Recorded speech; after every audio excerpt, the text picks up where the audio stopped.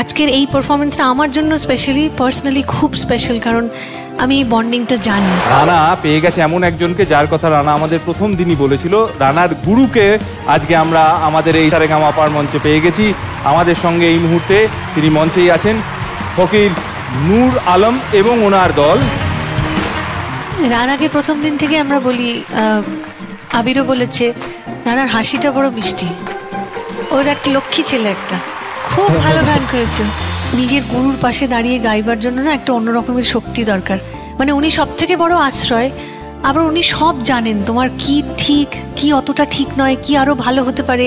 আজকের এই পারফরমেন্সটা আমার জন্য স্পেশালি পার্সোনালি খুব স্পেশাল, কারণ আমি এই বন্ডিংটা জানি। আমি ছোটবেলা থেকে মানে যার কাছে শিখেছি, এনাকে আমি গুরুজি বলি না, আমা বলেই ডাকি। আমার মানে খুব কাছের একজন মানুষ আমার কাছে। আজই ডাউনলোড করুন আর এনজয় করুন আপনার পছন্দের শো।